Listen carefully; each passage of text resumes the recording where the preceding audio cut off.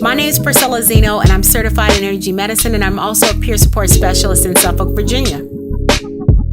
We're going to do a handshake shuffle. All right? Now, this is my own personal handshake shuffle. Slap, slap, slap, slap. Namaste. One more time. Slap, slap, slap, slap. Namaste. What made me put this event together is because I thought about the fact that I had been through so much trauma, and I didn't have a place that I could go to where I could literally just release. And when I started doing energy medicine, I started noticing that a lot of the clients that I was practicing on, they were also looking for a place to do in a group setting with people that were like-minded to also release. I mean, I loved it all, but for starters, turning our phones on airplane mode was pretty awesome. I appreciate that. I think it's really important to disconnect. It's just day to day, I feel like we're running around like crazy people, and we're 24/7 on our phone, social media, and just to unplug today was a game changer for me. I just feel like my week is going to be so much better because of taking this time to like connect with myself and others.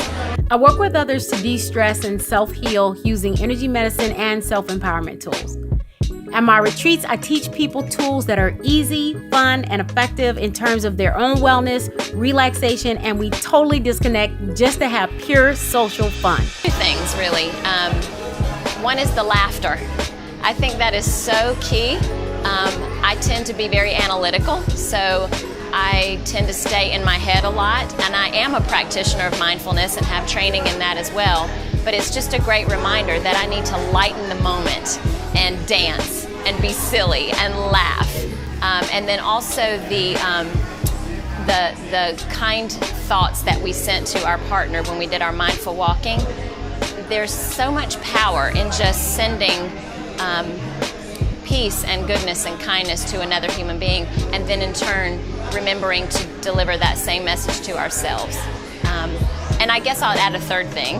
The body scan, I forget how wonderful it feels to just practice in a group in that way and feel the energy of grounding ourselves and feeling like our minds and bodies have landed in the same place at the same time, and we're just completely relaxed. It was absolutely wonderful, so thank you. So I decided to put this event together so that everyone could come together and feel the same thing, which is greatness, relaxation, peace, harmony, balance, and get centered in all one place. If you can't take care of self, you can't take care of anybody. Point blank, period. That's what I teach. Self-awareness, self-care. Self, is more important than anything else on this earth.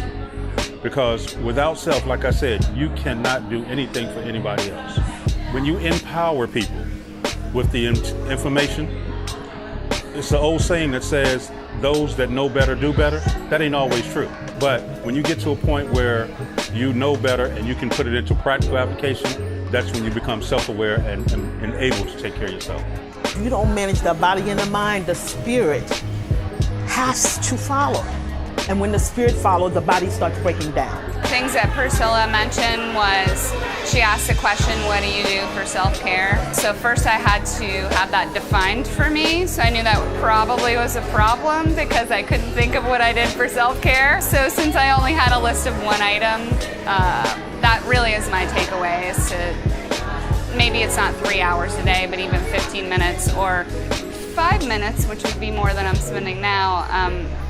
It really should be more of a priority in my life. So. When working one-on-one, if it's physical and emotional pain, mental anguish, or just wanting to get back to making their soul happy, my approach is empowering because it allows them to come to the realization that they have the expertise to self-heal their mind, their body, and their spirit. But I believe that self-care is essential. So at the end of the day, when you are thinking about the fact that you are taking the kids to their practice and you are making sure that dinner's on the table and you are making sure that you're making ends meet so that you can come home and take care of your family, you're taking care of everybody else but yourself. You very rarely take the time out. People very rarely take the time out to say, you know what, I'm going to set this time aside to take a mindful walk. I'm going to take this time aside to just have a moment of solitude. And we all need that at least 10 minutes per day. This seminar was so valuable to me in not only Priscilla's tools and positivity, but also in being able to share it with other people who were incredibly empowering. So the day was, man, it was such positive experience.